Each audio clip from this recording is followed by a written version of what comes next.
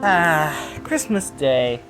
You ever just wake up really early, go to your parents' room, wake them up, they tell you to go back to bed because it's too early, you wait a couple of hours, they wake you up instead, and then you all run downstairs to check on your tree, which your father helped you decorate. You look under there, you see what gifts Santa got you, which were either socks, candy, or toys. And then you move into your living room, sit down on your nice, comfy couch, and watch some TV specials. We had some great ones too, like Frosty the Snowman, A Charlie Brown Christmas, and Rudolph the Red-Nosed Reindeer. However, there are two specials that I'm missing. Arthur's Perfect Christmas, which is another game we covered on his channel, and All of the Other Reindeer. Oh my god, this movie was great. Alright, for a little bit of backstory, when I was like 8 or 9, my parents had this DVR that was hooked up to our TV, which had a few channels, and you could save a few episodes of TV shows that you liked on there. Like, for example, we had tons of SpongeBob episodes saved on there. I loved that show when I was young. I still do, but not to the degree that I used to. We also had the titular movie that we're going to be talking about here. And let me just say this. 9-year-old me loved the movie. So much so that even adult me likes it. Alright, but enough blabbering on about how much I loved this movie as a kid. Let's just get into the review. Hey, so since the music is copyrighted, I don't think I should play it. I really don't want to get sued. So instead, I got my kazoo, and I'm going to play the music live.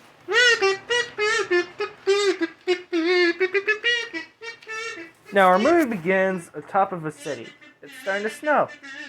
As the snow falls, we pan down to a certain dog who's gushing about how close it is to Christmas. She arrives at her home as her owner, Tim, he scolds her about not following her deeds, like chasing cars, buying mailmen, peeing on fire hydrants.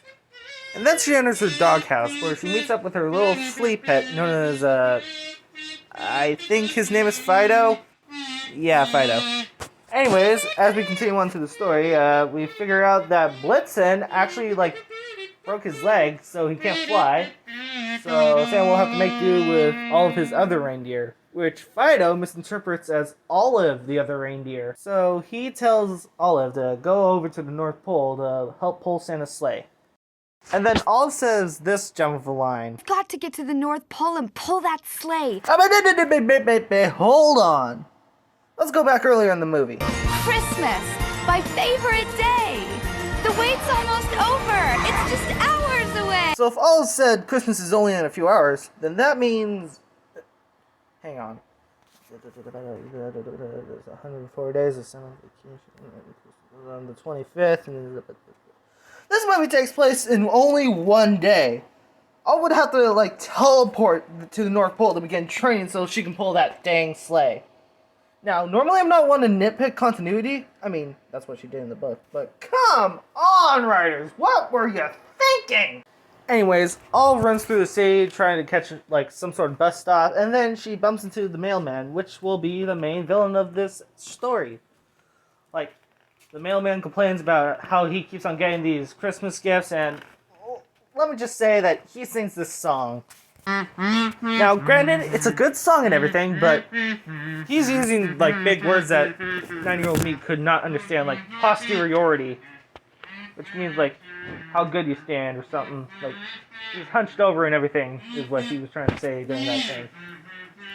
Once the song ends, Olive reaches the bus stop, says she's riding the bus instead of chasing it like a normal dog would do, and goes to buy a ticket. When a penguin known as Martini walks in, we met Martini earlier in the movie, I just forgot to go over it, he was selling watches when a cop comes up, and buys another ticket, which he uses the money to get. When suddenly, boom, here comes the mailman yet again, he's trying to stop Olive, take them into the pound or something. Yeah, basically he's just trying to stop Olive from going to the North Pole. When suddenly, Martini decides to leave her. Wow, dick move, Martini.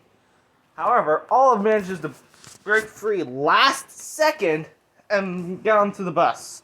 Where we meet one of my favorite characters of the movie, the bus driver.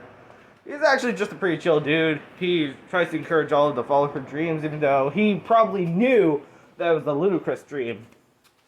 Anyways, he lets her onto the bus. They go a little bit north, I think. I'm not really good with directions. North? Yeah, north. They stopped in front of the diner, and looky-loo, who decided to follow them all the way up north? So the mailman decides to take Olive out back, and eventually he decides to drop the act and put Olive into his mail truck. However... Great for zoo monkeys.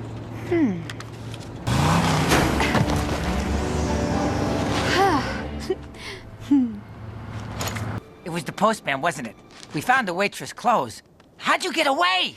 It's kind of hard to explain. Have you ever heard of Deus Ex Machina? Deus Ex Machina Ex Machina. Denise who? Look it up. And he decides to meet up with the bus driver, only to find out that he's going to be going in a few minutes. Can't go any further. But he wishes her a happy holidays and told her to try to look into the bar. So she does, and...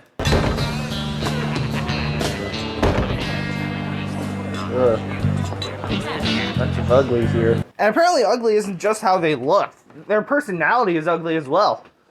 They hide behind a mask just to be a jerk to Olive. When really, they're just big softies. They aren't so bad. Which, conveniently enough, is the name of the next song.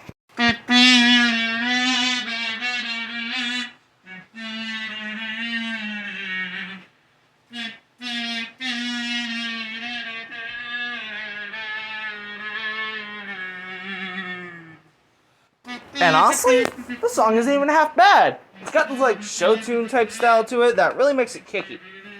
Anyways, it's about like the reindeer explain how they aren't really bad. They're just salty that they couldn't even like pull the sleigh on Christmas. And overall, it's a pretty good song. I haven't met somebody who watched the movie who did not like the song. This is because I haven't met somebody who did watch the movie.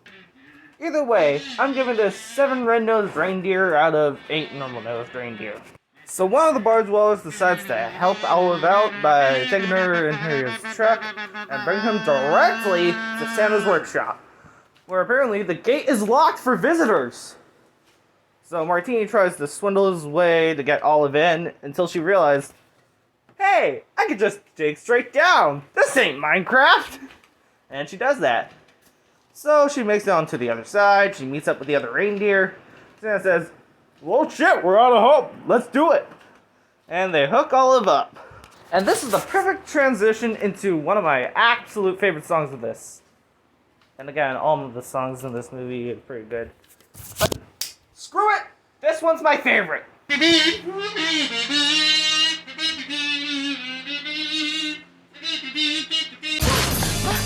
This song is actually so good. Like, oh my god. Call me Blazer because of how much I'm complimenting it, but that's just how good it is. Like, it's another show tune type song. In fact, I think that follows the general thread of all the songs except the opening one. And let me just say, I'm glad that they stuck to a theme. This one's really upbeat. It says that there's hope in everything big and small. And basically, if you believe that you can do something, that you can actually do it. So, going back to my original rating, I'm giving this 10 elf dentists out of 10 elf dentists. MC's mic did not work while recording, so I'm here to fill you in on what happened.